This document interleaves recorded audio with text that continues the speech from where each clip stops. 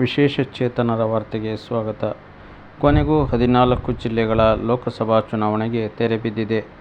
ಇಂದು ಬೆಳಗ್ಗೆ 6 ಗಂಟೆಯಿಂದ ರಾಜ್ಯದ 14 ಜಿಲ್ಲೆಗಳಲ್ಲಿ ಗ್ರಾಮೀಣ ಪುನರ್ವಸತಿ ಕಾರ್ಯಕರ್ತರು ತಮ್ಮ ಸ್ವಂತ ವಾಹನ, ಯಂತ್ರಚಾಲಿತ ತ್ರಿಚಕ್ರ ವಾಹನ, ವೀಲ್ಚೇರ್ಗಳ ಮೂಲಕ ಹಾಗೂ ಸಹಾಯಕರಂತೆ ಹೊತ್ತು ತರುವ ಮೂಲಕ ವಿಶೇಷ ಚೇತನರಿಗೆ, ಹಿರಿಯ ನಾಗರಿಕರಿಗೆ ಮತದಾನ ಮಾಡಿಸುವ ಕಾರ್ಯದಲ್ಲಿ ತೊಡಗಿದ್ದರು.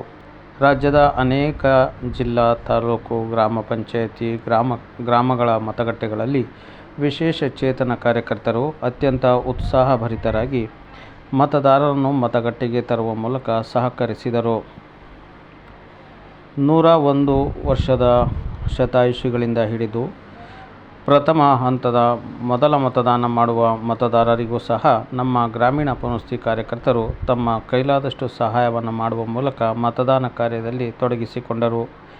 ವಿಶೇಷ ಚೇತನ ಕಾರ್ಯಕರ್ತರು ಬೆಳಗ್ಗೆ 6 ಗಂಟೆಯಿಂದಲೇ ಮತದಾನ ಕೇಂದ್ರಗಳಿಗೆ ಬಂದು ಗ್ರಾಮೀಣ ಪುನರ್ವಸತಿ ಕಾರ್ಯಕರ್ತರ ಅತ್ಯಂತ ನಿಷ್ಠೆಯಿಂದ ಕರ್ತವ್ಯವನ್ನು ನಿರ್ವಹಿಸುವ ಮೂಲಕ ಈ ಒಂದು ಲೋಕಸಭಾ ಚುನಾವಣೆಗೆ ತಮ್ಮ ಆದ್ಯ ಕರ್ತವ್ಯವನ್ನು ಸಮರ್ಪಿಸಿಕೊಂಡಿದ್ದಾರೆ.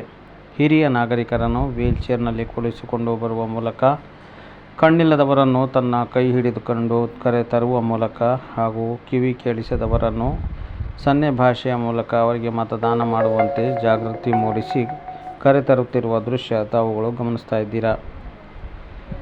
ಏನೇ ಆಗಲಿ, ವಿಶೇಷ ಚೇತನ ಕಾರ್ಯಕರ್ತರು ಅತ್ಯಂತ ಉತ್ಸಾಹಭರಿತರಾಗಿ ಈ ಒಂದು ಚುನಾವಣಾ ಪರ್ವದಲ್ಲಿ ತಮ್ಮನ್ನು ತಾವು ತೊಡಗಿಸಿಕೊಂಡಿರುವುದು ಶ್ಲಾಘನೀಯ ಕೆಲಸವಾಗಿದೆ.